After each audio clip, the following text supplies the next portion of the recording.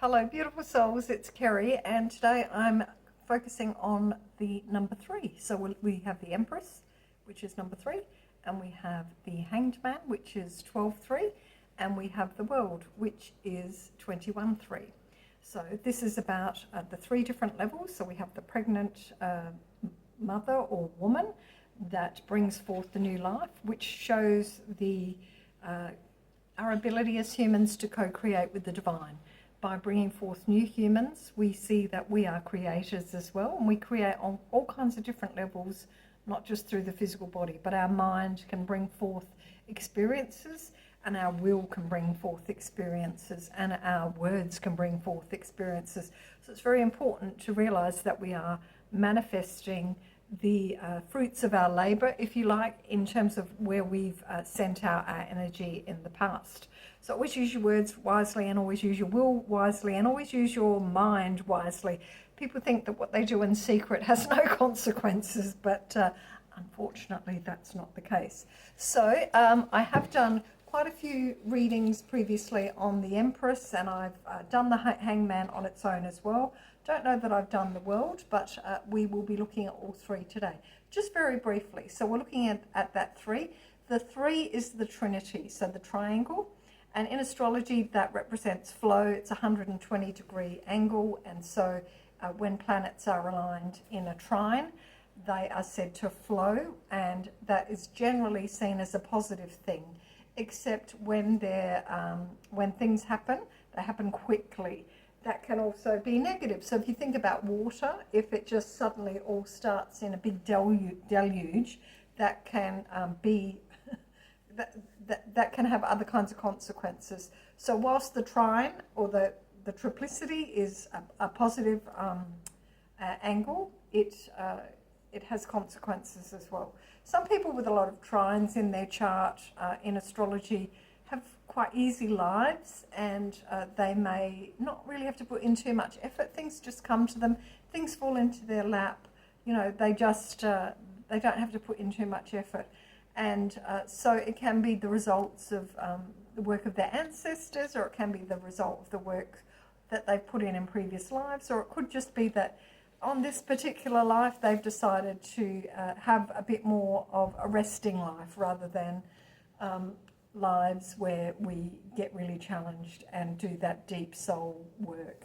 Okay, so speaking of deep soul work, so we look at the Empress. So this is the coming together of the masculine and the feminine to, as a result, have creation. Okay, so we see the abundance of nature all around the female figure, and we see the baby there in her belly.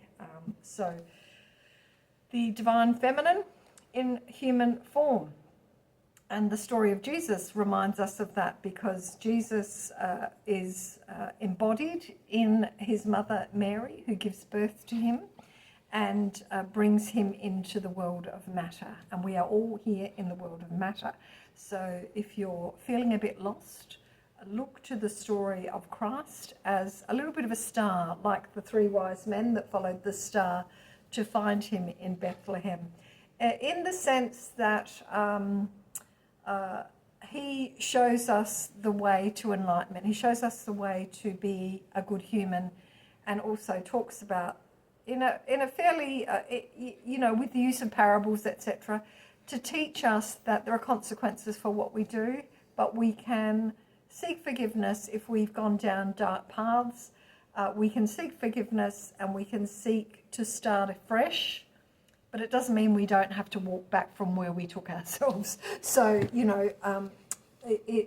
it's about taking responsibility for your life and realising that what we do has consequences. And we'll see that when I get to the number 4 in the next series.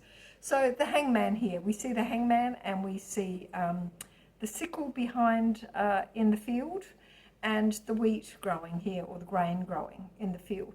So with the pregnancy, there's a period of waiting, and that's just the process, okay? So that we would bring in the concept of time here, right? Timing.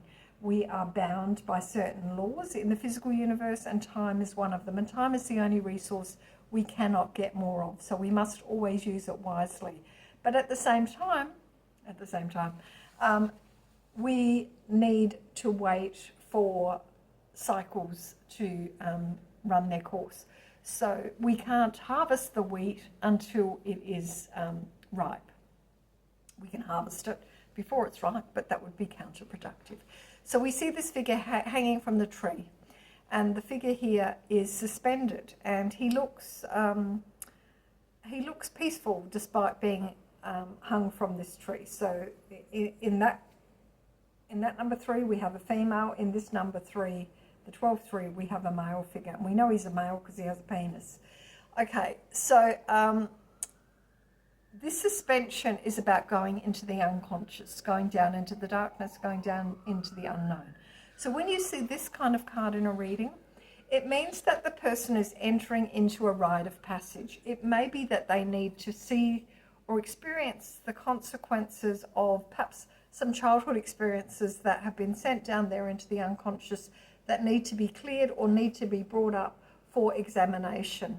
It could be that a relationship comes in and the person has to go through it almost like a karmic experience in order to gain more internal awareness about who they are. And so we can often project our unmet needs onto an external figure, thinking that this person is going to come in and they are going to take that pain away, or they are going to fill that void that the person feels because something there hasn't been met. Generally in childhood it happens. And so, and you know, the Disney fantasies of the princess and the prince, etc., don't help, especially little girls.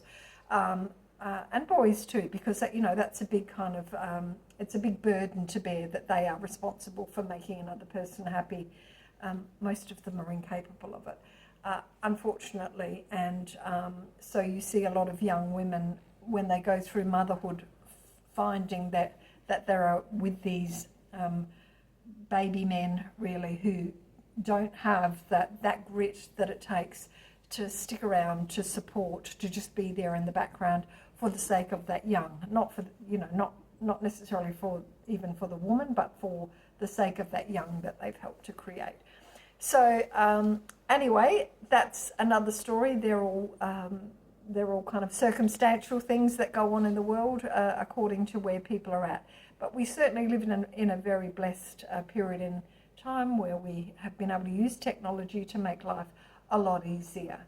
So this suspension here, when we see this figure in a reading, expect delay. And it might not be a frustrating delay, it might just be that the project's going to take longer than was expected, or that you need to take into account that there's a timing matter here, and therefore don't get frustrated, because it will come when the time is right. Okay, so that's the 12-3, and I'll just have another look, see if there's anything else I wanted to say.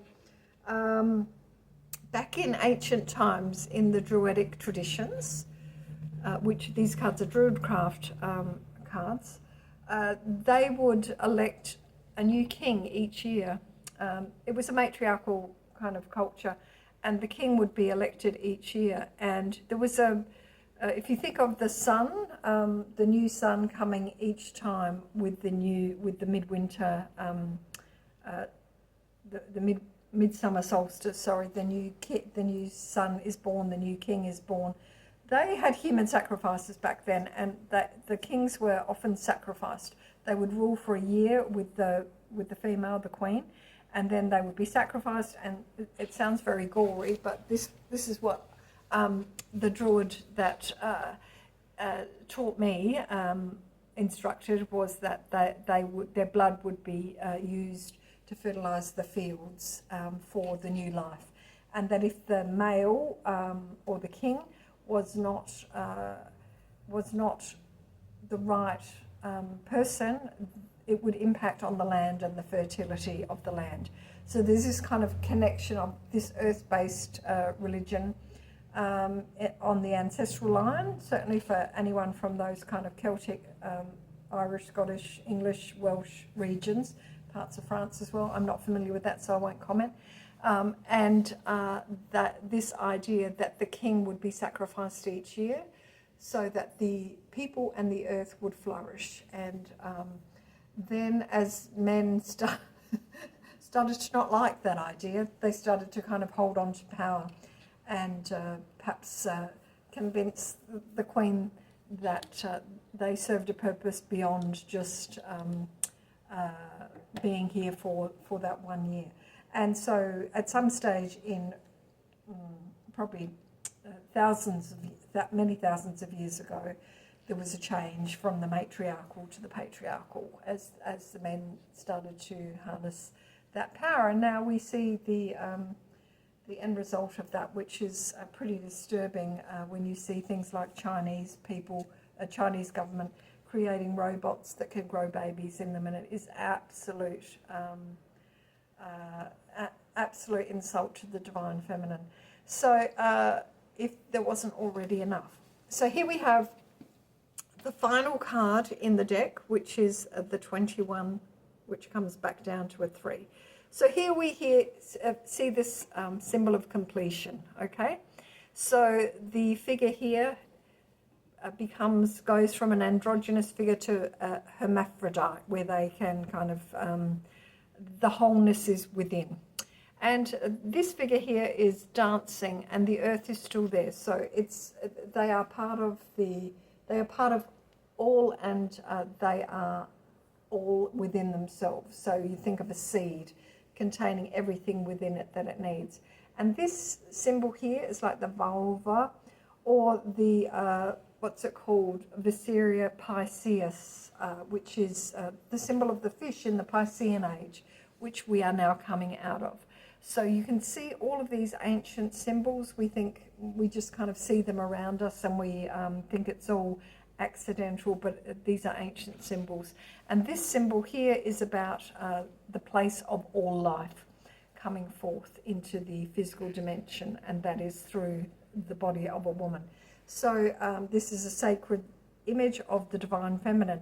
In the Irish tradition, in ancient Ireland, they had figures called the Sheila na gig. And when the Christians came in and the priests, they built their churches generally on sacred sites that were sacred to the local people. And when they came across the Sheila na gigs, which was basically a figure of a female holding her yoni open, as if it was the whole universe there, which is very similar to this figure here. This was about the great goddess, the goddess of creation here. And so we have completion here. So, but also the figure is dancing for joy. So that sense of knowing that everything is within you and you don't need another person to feel fulfilled. You can draw in what you need. You can make it all happen for yourself. You have no lack. There is no lack. There is no absence. There is no void. There's no missing piece. You have found that completion within yourself, and who doesn't want that, right? And so that's the 3, which takes us to the end of the tarot. There are, of course, the 24 cards in the Major Arcana, but we start with the Fool, which is number 0. So, thank you for listening, and stay tuned for more. If you liked it, please give it a like and follow for more. And if you found it useful, perhaps you might like to share it so other people can enjoy it. Take care, lovelies.